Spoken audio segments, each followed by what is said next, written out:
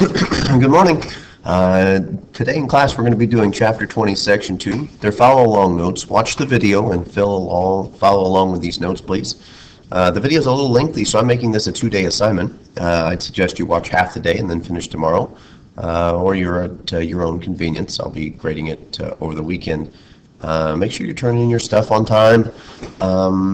There's a little bit of a lag between people turning stuff in and me returning stuff to you. Generally, I like to stay a couple days behind, so you may be getting a full credit grade, even if you're turning it in late. Today in class over Section 2, one of my favorite sections in the entire book, and I actually accidentally wrote on this a little bit, so I may try to go through and erase as we go through. But as we're looking at Section 2, in Chapter 20, it's titled Moving to the Cities. If we're in person, I'm encouraging you to take your own notes here, just so you can, stay up to date and be ready to enter high school. I had a college professor that never wrote on the board one time, never used a computer one time. He just stood up there and talked for 50 minutes a day, 3 times a week. And you were expected to pay attention to what he said, take good notes, and prepare for your test that way. It makes it very difficult, so getting you ready for that a little bit at a time is important, and I think we can do it with a little practice. Hopefully when we return in person, those will be some of the things that we look for.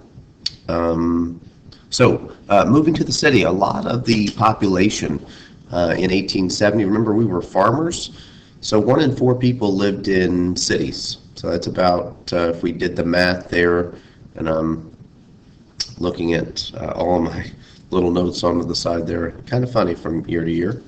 So if we did the math, 1 out of 4 is about 25%, or a quarter of the population lived in cities. But by 1910, because of our dense population growth, especially of immigrants, 1 in 2 people are going to be living in cities. So if your math is bad like mine, you add 1/4 plus 2/4 and you get 2/4. No, you get 1/4 plus 1/4 and you get 50 quarters. Ooh, sorry. But yeah, 50% of people in 1910 were living in cities. And one of the big reasons for this, and I think that was your POD today, we talked about when immigrants came into the United States, and that was on your homework assignment, they tended to congregate together in big cities. In fact, there were some areas where you didn't even have to speak the language, and the language barrier was one of the biggest problems to fitting in. And it's still, I think it's neat. You may think it's weird, but we would, while I've been teaching here for the last 13 years, we've had immigrant families move in, and the kids will ask to use the phone, and I'll just happen to be in the office at the same time. And they will go on with a whole conversation in Spanish or in a different language, because that's all grandma speaks. So it is possible today, even in the United States, to fit in and not even speak the language. And that's what many immigrants were kind of struggling with, holding on to a part of their old culture while having a new culture in the United States and adopting that. So another reason, other than because of the immigrants living in big cities and kind of congregating together, like in places like Little Italy in Chinatown, I think that's a song. But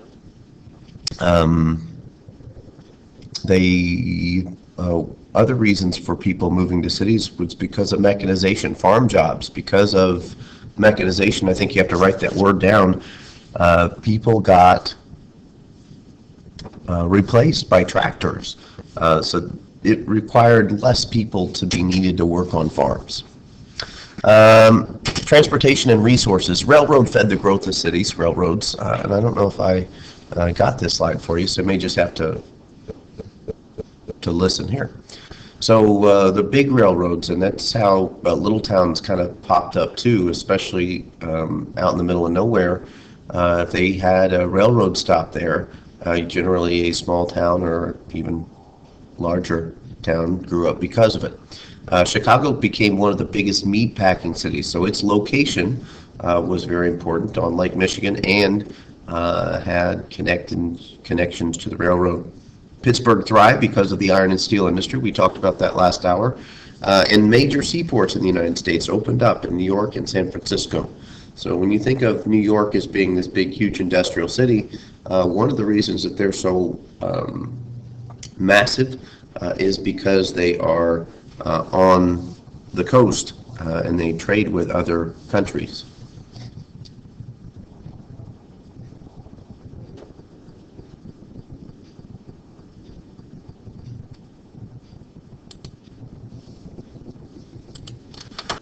All right, so here is a picture of back in the day New York City. Now, if you see these things kind of dotting up the landscape here, that is all those monster buildings.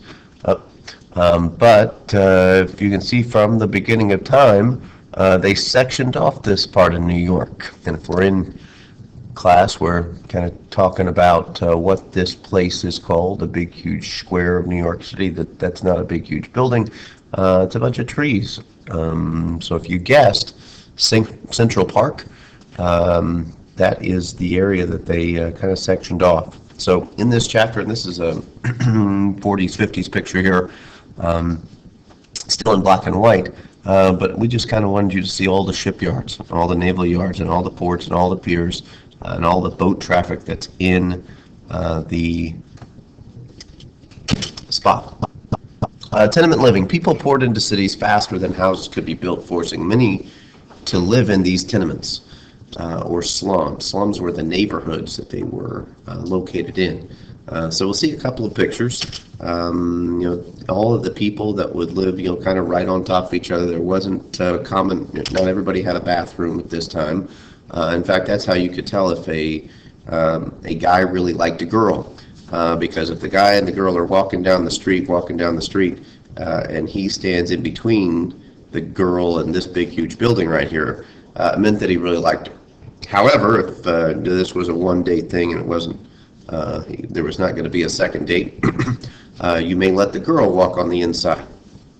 Well, you weren't protecting each other when you're walking down the sidewalk from cars driving by, but immigrants were not well potty trained, I guess we should say. So many of them used their chamber pots, and then as soon as they got done going to the bathroom, because they maybe had to share a bathroom per floor, and there's a big floor of people, they just tossed the thing out the window. Well, number one or number two, either way, is not something you want on you, and immigrants were not, I guess, well skilled. It was not very tactful back in the day. Tenements were typically small, dark rooms, and 3 or 4 people living in each room. So if you're looking at West Frankfort as potential for, let's say we're New York City. So we have a big, huge population influx, a lot of people moving here. What we would do is we would section off those big, huge buildings on Main Street that are kind of run down right now, and we build makeshift housing. One wall up, and section off those things per floor, and we would at least have a spot for these people to live. Now, slumlords would come in and buy those things up and charge rent that was tough for immigrants to afford to pay. So this is how immigrants lived. And so, what did you get the tenement on wheels? Oh, that there, that's an RV. now I'm not sure if the sound popped up there, but one of my favorite movies, and it happens to be around Christmas time too, is Christmas Vacation. And he said right there, that's an RV. And as Chevy Chase called it, the tenement on wheels. So tenement is kind of a slang that talked about all of these broken down housings. And Uncle Eddie RV was just that. Cousin Eddie, sorry. So this is a picture of New York City. Back in the day, Mark Twain once said, famous writer, don't try to go across New York City unless you have the whole day to devote to it. Because you can see the traffic, the people in the streets.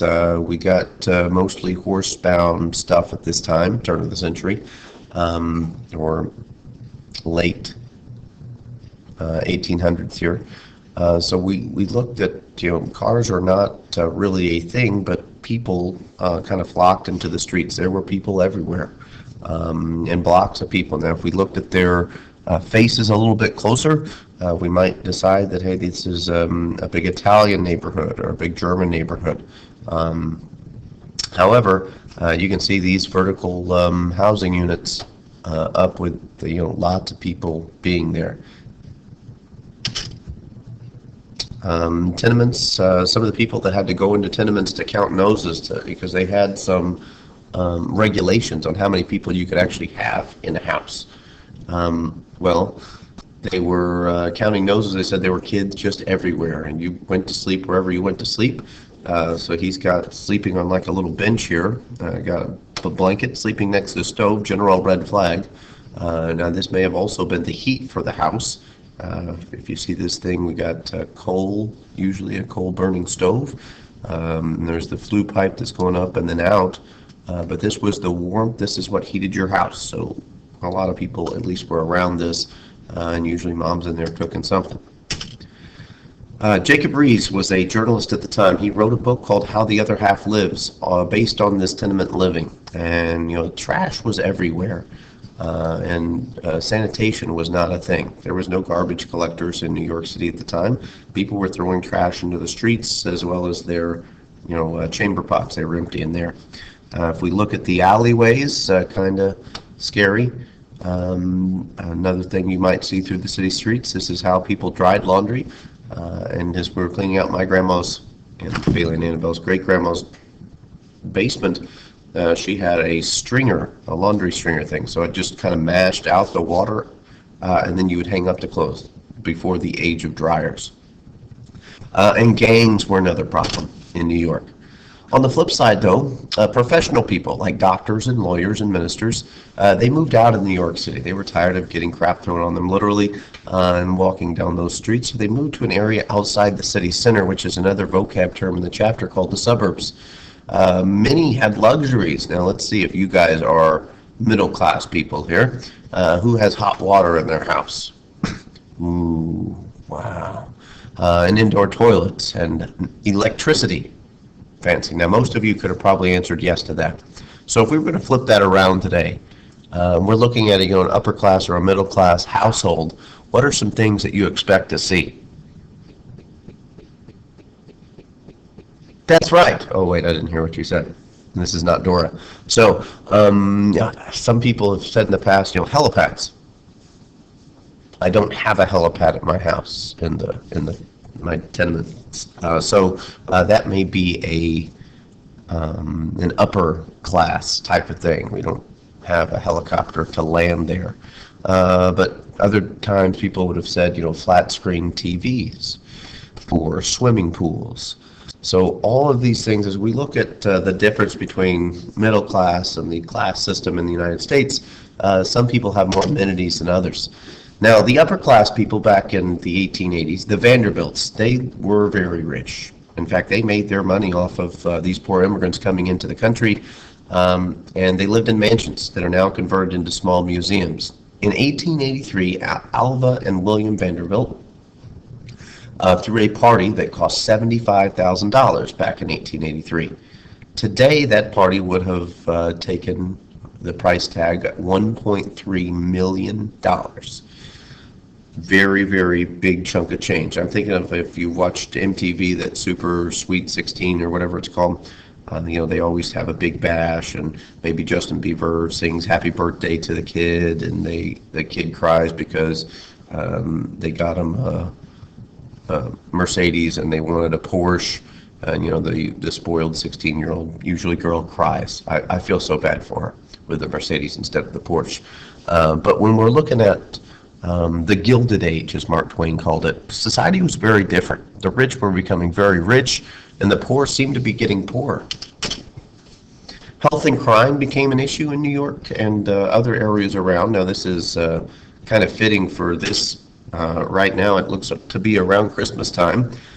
This piece of propaganda poster was put out by the public health departments to prevent the spread of communicable diseases like tuberculosis, which we also thought was, or TB, spread by air droplets.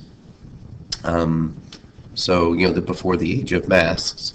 The lung block was this very poor, rundown area with a lot of tuberculosis cases. It's a lung disease that could prove to be fatal. So they were asked you to be careful on who you let into your house because you didn't want to be the next to go. Crime also was an issue, and gangs outnumbered the police. As more and more people are coming off boats every day, crime spread quickly. This preview is for a movie called Gangs of New York. And I don't know if we'd be able to hear it, and it's going to get very pixelated on this video. However, it really comes out and shows you what it would be like to live in a time like this. Solutions. Well, to keep people out of trouble, the Young Men's Christian Association, as well as the Young Women's Christian Association, gave opportunities where you could play and not fight, and also steal, or not steal, I should say, because idle hands, as they say, do the devil's handiwork. Well, I only have this really fancy song on here. You don't have to dance if you don't have the ability.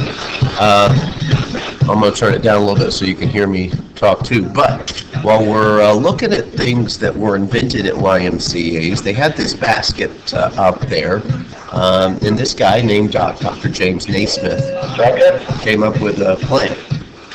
I'm recording a car right now. So, Dr. James Naismith came up with a game.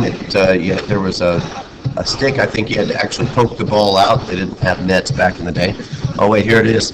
YMCA. Okay, so at the YMCA, Dr. James Naismith invented this game that was quite a little bit different looking than the All-Stars that we have today. These guys were the YMCA champions in 1895. There's no LeBron here, no Jordan. But when we look at the guys that were the hoopsters back in the day, even before the three-point line, this is what basketball looked like. Now, these shoes I don't think it made available to dunk, and these guys couldn't jump very high anyway, because the beach basket, it was not a great dunking thing, I don't guess. So, other areas that kind of spur up. Jane Addams, the first woman to win the Nobel Peace Prize in Chicago in 1889, built and founded Hull House. Now, she won the Nobel Prize later for her work with the poor, but Hull House was what they called the settlement house. It got kids off the streets. Provided medical care. They washed newborn babies. Remember, medical care was something that only the rich could afford. There was no such thing as medical insurance back in the day. They prepared the dead, they nursed the sick, and they minded the children, which meant kind of to watch over them. Also, according to travel websites, this is maybe also haunted. So again, with the pixelation, we can't really make this work here, but from the travel channel, it goes over the 10 most haunted places. Hull House turned out to be one of them. She bought the poorest area in downtown Chicago and kind of allowed the community to come into her house to stay off the streets to get the care that they needed. Now, space in cities was also very precious, and architects answered the call. The first skyscraper was 10 stories tall. Fittingly, that building sold insurance, and that was the joke of the day, that hey, this thing is never going to stand. But William Janney was the architect, not the same guy that made the car couplers. But this was part of the solution for the precious space in cities. Also helped out by Otis's invention of the elevator. So if you've now reached the halfway point, if you'd like to stop right there and finish tomorrow, you can. And we are almost at 20 minutes, so we pick up at 20 minutes of recording. So here is that 10-story. Now, I have trouble counting stories, so maybe this is all one, and this is 2, 3, 4, 5, 6, 7, 8, 9, 10. They have a weird counting method. They call it 10 stories. But Janney was the chief architect behind this. And to use buildings like this, they use the new, stronger method of steel and bolting iron together to make floors stronger. And they build the floor one at a time. I would call this poop deck. But in the Willis Tower in Chicago, formerly the Sears Tower, 103rd floor and 1,353 feet up, they've engineered another modern marvel called Skydeck. It is a piece of glass that really actually did crack. I don't know what the cause was that made it crack, but it spidered. I'm not sure who was on it. Bet they felt really bad about themselves after they stepped onto it, and it cracked the whole Skydeck. However, the construction behind it is fairly sound. It's actually just a little design out here, so it's mostly supported over here, and they are able to support a floor 103 floors up. There is usually a wait there, and there's a charge to go out on Skydeck, but when you're in Chicago, it would be worth the wait, I bet. Some of the tallest buildings in the world, speaking of modern marvels, is the Burj Khalifa, which is in my favorite city, Dubai in the United Arab Emirates. Well, I guess my favorite country, United Arab Emirates, and we'll talk about them a little bit later. But other buildings don't really come up with as much height, but the United States has long been the I guess, front runner in tall building construction. The Woolworth Building was the tallest, I believe it's 1912, 1913, 792 feet tall. Now, we showed you this picture. This is the immigrants, and these are the iron workers in New York City. If you fell off this, they didn't call an ambulance, they called the coroner. Not one person died at the construction of this 55-story building, but it was commonplace for accidents to happen, especially in the building industry. Now, these were my other notes that we'd expect you, kind of out loud notes, and we would provide you the opportunity to kind of get ready for high school. Mrs. Little is really good about, diving into these stories and opening up history a lot more than we can do, especially remotely. But what I'd suggest for you guys to do on this part is to write one more slide. So this is part of your assignment. You need to write down some of the stuff that we're talking about over the next couple slides. There's no fill in here, but if you have to Control M to make a new slide in your presentation, please do so right now. So I would write forms of transportation. What made it possible to get across New York City much faster was places like this. This is the subway system, and looking at the design, the subway tiles, as they call them, and they still keep that name today, and the arch form makes it kind of possible to keep it stronger. Today we would use a tunnel boring machine. We can cut through the ground very easily. However, in the clip of Ghostbusters 2, they actually drilled a hole right through New York City. We watched this in class if we were here, but there's a lag, sorry. And the pneumatic transit system that they were in there in the movie was actually part of New York City. So if you dig straight down in New York, there's no telling what you're going to hit. Well, this is what immigrants did. They dug straight down, and they supported the sides. So on the top here, we'd see buildings on one side and buildings on the other, but they dug the middle of the street, and they had to close it off for a little bit. I guess assume it's kind of like highway construction on steroids, but they dug down to where they needed to go. They put railroad tracks at the bottom, and a lot of times by hand. You see no equipment here. They got a lot of axes. They put these big, huge stones in things. They can pull them up with horses, but this is how they built the subway system, original subway system in New York City. They call it the cut and cover method. They cut it all out, dig it down, and then cover it back up. So if you ever have a chance to walk in big cities, there's a chance that you're walking over the top of something, maybe several hundred feet, and we hope that they built it well. This is Grand Central Terminal, Grand Central Station in New York City. Again, a transportation hub for people to be able to move out of the city center quickly and efficiently, because not everybody can have a car. New methods to driving, and this is small town type stuff here. But if you look at this machine here, they're heating up this tarry stuff, which was a byproduct of petroleum manufacturing, and they called it asphalt. And this was a much smoother ride. If you look at how old streets, and you can still look at many of our streets in West Frankfurt, they're made out of this kind of brick material stuff.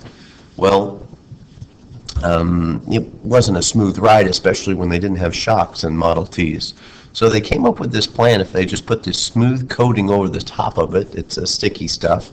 Later they'd mix it with aggregate or rock and call it oil and chip, which is what a lot of our country roads are made of today. But this was a way that you could have a much smoother ride. So the asphalt business was going to take off in this chapter. The other couple of construction marvels were bridges. This happens to be, we have two bridges to look at here. One's in St. Louis. So this is the Eads Bridge. I think it may actually have still a road today, and also a subway that goes, or a train that goes over the top of it. So part of the problems was how to build overlong links. Again, they use steel. They have an arch design in this one. So it's not a typical suspension bridge, but the Brooklyn Bridge, which was 1,595 feet, opened a little before 1900, and this was a monster construction. The guy that actually started building this, the chief engineer, came up with a plan, and we would debate in class on bridge building, because being an engineer, not the guy that drives the train, but the guy that designs these awesome structures, pays a lot of money. So if you're interested in that career later on, we'll look at it. However, bad story on this engineers, they called it Cajun sickness. To build these stone blocks and to lay them one at a time before the age of concrete, they had to dig down in the middle of the river.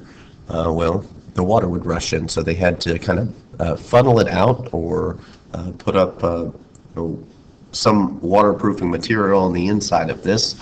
But there was a pressure difference from the bottom of the river here to the surface. So if you've heard of the bends, that Cajun sickness is kind of the same thing, but your body does not depressurize very well. So people were coming up and down and up and down and working at the bottom of this pit all day, including the chief engineer, and they get what they call Cajun sickness, and a lot of them would die. So it's the pressurization thing. It's kind of like if you're scuba diving on the bottom of the ocean, you come up to the surface too quick. There are these little bubbles that get, I think, inside your brain because of the pressure differential.